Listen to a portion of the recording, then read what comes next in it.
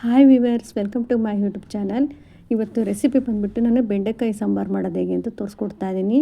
ನಾರ್ಮಲಾಗಿ ಎಲ್ಲರೂ ಹೆಸ್ರು ಕಾಳು ಹಾಕ್ಬಿಟ್ಟು ಹುರಿದ್ಬಿಟ್ಟು ಸಾಂಬಾರು ಮಾಡ್ತಾರೆ. ನಾನಿಲ್ಲಿ ತೋರಿಸ್ಕೊಡ್ತೇನೆ ಬೇಳೆ ಹಾಕ್ಬಿಟ್ಟು ಸಾಂಬಾರು ಮಾಡೋದು ಹೇಗೆ ಅಂತ ತೋರಿಸ್ಕೊಡ್ತೇನೆ. ತುಂಬಾ ಚೆನ್ನಾಗಿರುತ್ತೆ. ಒಂದ್ಸರಿ ಟ್ರೈ ಮಾಡಿ ರೆಸಿಪಿನ.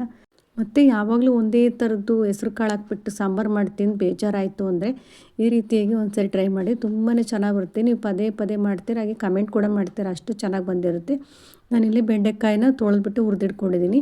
ಇವಾಗ ನಾನು ಸಾಂಬಾರು ಮಾಡೋದಕ್ಕೆ ಮೊದಲನೇದಾಗಿ ಕುಕ್ಕರ್ ತೊಗೊಂಡು ನಾನು 1.5 ಲೋಟದಷ್ಟು ಬೇಳೆ ಹಾಕ್ಬಿಟ್ಟು ತೊಗರಿಬೇಳೆನ ಚೆನ್ನಾಗಿ ತೊಳೆದು ನನಗೆ 3 ಟೊಮೆಟೊ ಹಣ್ಣನ್ನು ಮಧ್ಯದಲ್ಲಿ ಸೀಲ್ಬಿಟ್ಟು ಹಾಕ್ಕೊಂಡು 1-2 ವಿಷಲ್ ಹಾಕ್ಸ್ಕೊತಾ ಇದ್ದೀನಿ.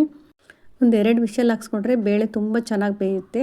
ಹಾಗಾಗಿ 1-2 ವಿಷಲ್ ಹಾಕ್ಸ್ಕೊತಾ ಇದ್ದೀನಿ. 2 ವಿಷಲ್ ಆಗೋ ಅಷ್ಟರೊಳಗಡೆ ನಾನಿಲ್ಲಿ ಮಸಾಲೆಗೆ ರುಬ್ಬಿಟ್ಕೊತಾ ಇದ್ದೀನಿ.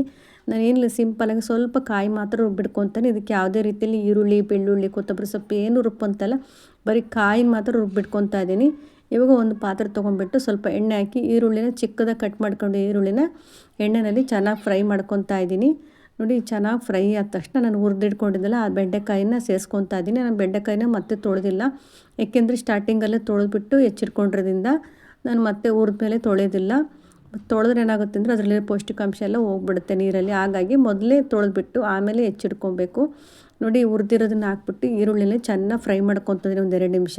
ಹಾಗೆ 1-2 ನಿಮಿಷ ಚೆನ್ನಾಗಿ ಫ್ರೈ ಆದಮೇಲೆ ಜೊತೆಗೆ ಸ್ವಲ್ಪ ನೀರನ್ನು ಸೇರಿಸ್ಕೊಂಡು ಒಂದು ಅರ್ಧ ಸ್ಪೂನಷ್ಟು ಉಪ್ಪು ಹಾಕ್ಬಿಟ್ಟು ಬೆಂಡೆಕಾಯಿನ ಬೇಯಕ್ಕೆ ಇಟ್ಕೊಳ್ಳೋಣ. ಸ್ವಲ್ಪ ಬೇಯಬೇಕು, ಸಾಕು. ಒಂದು 5 ನಿಮಿಷ ಬೆಂದರೆ ಬೇಗ ಬೆಂಡೆಕಾಯಿ ಬೆಂದೋಗ್ಬಿಡುತ್ತೆ. ಅಷ್ಟರಲ್ಲಿ ನೋಡಿ, ಇವಾಗ ಟೊಮೆಟೊ ಹಣ್ಣನ್ನೆಲ್ಲ ಸಪ್ರೇಟ್ ತೆಗೆದಿಟ್ಕೊಂಡಿದ್ದೀನಿ. ಬೇಳೆ ಚೆನ್ನಾಗಿ ಬೆಂದಿದೆ. ನಾನೇನು 3 ಟೊಮೆಟೊ ಹಣ್ಣು ಹಾಕಿತ್ತಲ್ಲ ಅದನ್ನು ಸಪ್ರೇಟಾಗಿ ಎತ್ತಿಟ್ಕೊತಾ ಇದ್ದೀನಿ. ನಾನು ನಾರ್ಮಲಾಗಿ ಮಾಡೋದು ಇದೇ ಥರ ಸಾಂಬಾರು. ಎಲ್ಲ ಸಾಂಬಾರುಗಳಿಗೂ ಟೊಮೆಟೊನ ಬೇಯಿಸಿ ಈ ಥರ ಸಪ್ರೇಟಾಗಿ ಎತ್ತಿಟ್ಕೊಂಡು ಸಾಂಬಾರು ಪುಡಿಯಲ್ಲಿ ಕಲಿಸ್ಬಿಟ್ಟು ಹಾಕ್ತೀವಿ ನಾವು.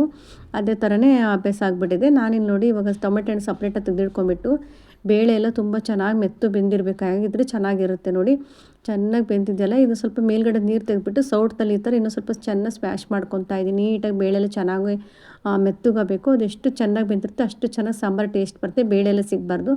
ನೋಡಿ, ಇವಾಗ ನಾನೆಲ್ಲ ನೈಸಾಗಿ ಮಾಡಿಕೊಂಡು ಬೆಂಡೆಕಾಯಿ ಬೇಯಕ್ಕೆ ಇಟ್ಟಿದ್ದೆಲ್ಲ ಅದರಲ್ಲೇ ಸೇರಿಸ್ಕೊತಾ ಇದ್ದೀನಿ. ಇದನ್ನು ನಾನು ಮೇಲ್ಗಡೆ ಟೊಮೆಟೊ ಮೇಲೆ ಸಿಪ್ಪೆ ಇದೆಯಲ್ಲ ಅದನ್ನೆಲ್ಲ ತೆಗಿತಾ ಇದ್ದೀನಿ. ತೆಗೆದ್ಬಿಟ್ಟು ನಾನು ಇದಕ್ಕೆ ಸ್ವಲ್ಪ ಒಂದು ಅರ್ಧ ಸ್ಪೂನಷ್ಟು ಅರಿಶಿನ ಪುಡಿ ಸೇರಿಸ್ಕೊತಾ ಇದ್ದೀನಿ. ಹಾಗೆ ಒಂದು 3 ಸ್ಪೂನಷ್ಟು ಸಾಂಬಾರು ಪುಡಿ ಸೇರಿಸ್ಕೊತಾ ಇದ್ದೀನಿ. ಇದು ಖಾರ ಮತ್ತು ಸಾಂಬಾರು ಪುಡಿ 2 ಮಿಕ್ಸ್ ಆಗಿರೋದು ನಮ್ಮ ಸಾಂಬಾರು ಪುಡಿ. ಹಂಗಾಗಿ 3 ಸ್ಪೂನಷ್ಟು ಸಾಂಬಾರು ಪುಡಿ ಹಾಕ್ಕೊತಾ ಇದ್ದೀನಿ. ನನಗೆ ಅಷ್ಟು ಸಾಂಬಾರಿಗೆ ಸಾಕಾಗುತ್ತೆ. ಜೊತೆಗೆ ನಾನು ರುಬ್ಬಿಟ್ಕೊಂಡಿದ್ದೆಲ್ಲ ಕಾಯಿ ಅದನ್ನು ಸಹ ಸೇರಿಸ್ಕೊತಾ ಇದ್ದೀನಿ. ಇದಕ್ಕೆ ಯಾವುದೇ ರೀತಿ ಈರುಳ್ಳಿ, ಬೆಳ್ಳುಳ್ಳಿ ಏನೂ ಹಾಕೋದು ಬೇಡ, ಹಾಗೇನೂ ರುಬ್ಕೊಬೇಕು. ನೋಡಿ, ಇದಿಷ್ಟೇ ನಾನು ಸಾಂಬಾರಿಗೆ ಹಾಕೋದು. ಇದಿಷ್ಟು ಚೆನ್ನಾಗಿ ಕೈಯಲ್ಲಿ ಟೊಮೆಟೊ ಇದೆಯಲ್ಲ ಅದೆಲ್ಲ ನೀಟಾಗಿ ಕಲಿಸ್ಕೊಬೇಕಾಗುತ್ತೆ. ನೋಡಿ, ನೀಟಾಗಿ ದಪ್ಪ ಇರುತ್ತಲ್ಲ ಟೊಮೆಟೊದೆಲ್ಲ ಕಲಿಸ್ಕೊಂಡ್ಬಿಟ್ಟು ಇವಾಗ ನಾನು ಬೆಂಡೆಕಾಯಿ ಬೇಯಕ್ಕೆ ಇಟ್ಟಿದ್ದೆಲ್ಲ ಅದ್ರ ಜೊತೆಲಿ ಮಿಕ್ಸ್ ಮಾಡ್ಕೊತಾ ಇದ್ದೀನಿ. ನೋಡಿ, ಮಿಕ್ಸ್ ಮಾಡಿಬಿಟ್ಟು ಜಾರು ಮತ್ತು ಕುಕ್ಕರ್ಲಿಂದ ನಾನು ತೊಳೆದ್ಬಿಟ್ಟು ನೀರು ಎಷ್ಟು ಬೇಕು ಅಷ್ಟು ನೋಡಿ ಸೇರಿಸ್ಕೊತಾ ಇದ್ದೀನಿ. ನಾನು ಸ್ವಲ್ಪ ನೀರು ಜಾಸ್ತಿನೇ ಹಾಕ್ಕೊಂಡಿದ್ದೀನಿ, ಏಕೆಂದರೆ ನಾನಿಲ್ಲಿ ಅನ್ನಕ್ಕೆ ಮಾಡ್ತಾಯಿದ್ದಿಲ್ಲ. ಹಂಗಾಗಿ ತೆಳುಗಿದ್ರೆ ಚೆನ್ನಾಗಿತ್ತು. ಅನ್ನಕ್ಕೆ ಅಂತಲ್ಲ, ಮುದ್ದೆಗಾದ್ರೂ ಅಷ್ಟೇ ತೆಳುಗಿದ್ರೆ ತುಂಬ ಚೆನ್ನಾಗಿ ಟೇಸ್ಟ್ ಬರುತ್ತೆ. ಹಂಗಾಗಿ ನನಗೆ ಎಷ್ಟು ಬೇಕು ಅಷ್ಟು ನೋಡಿಬಿಟ್ಟು ಸಾಂಬಾರು ನೀರು ಸೇರಿಸ್ಕೊತಾ ಇದ್ದೀನಿ. ಜೊತೆಯಲ್ಲಿ ಕೊನೆಯಲ್ಲಿ ಸ್ವಲ್ಪ ಉಪ್ಪು ಟೇಸ್ಟಿಗೆ ಎಷ್ಟು ಬೇಕು ಅಷ್ಟು ನೋಡಿ ಹಾಕ್ಕೊತಾ ಇದ್ದೀನಿ. ಆದ ತಕ್ಷಣ ನಾನು ಏನು ಮಾಡೋದು, ಸ್ವಲ್ಪ ಹುಳಿ ಹಿಂಡ್ಕೊತಾ ಇದ್ದೀನಿ. ನಾನು 3 ಟೊಮೆಟೊ ಹಾಕಿರೋದ್ರಿಂದ ಒಂದು ಚೂರು ಸ್ವಲ್ಪ ಹುಳಿ ಹಿಂಡ್ಕೊತಾ ಇದ್ದೀನಿ. ಹುಳಿ ಹಿಂಡ್ಕೊಂಡು ಸ್ವಲ್ಪ ಚೆನ್ನಾಗಿ ಟೇಸ್ಟ್ ಇರುತ್ತೆ. ಹುಳಿಗೂ ಅಷ್ಟು ಜಾಸ್ತಿ ಹುಳಿ ಕೂಡ ಹಾಕ್ಕೊಬಾರ್ದು.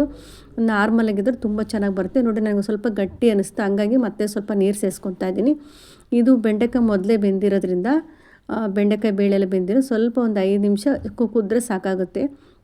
ಇವಾಗ ಚೆನ್ನಾಗಿ ಕುದಿಯೋಕೆ ಬಿಡ್ತಾಯಿದ್ದೀನಿ. ನೋಡಿ, ಎಷ್ಟು ಚೆನ್ನಾಗಿ ಕುದೀತಾ ಇದೆ. ಈ ಕುದಿ ಬಂದಮೇಲೆ ನಾನಿಲ್ಲಿ ಸ್ವಲ್ಪ ಕೊತ್ತಂಬರಿ ಸೊಪ್ಪನ್ನು ಮೇಲ್ಗಡೆ ಸೇರಿಸ್ಕೊತಾ ಇದ್ದೀನಿ.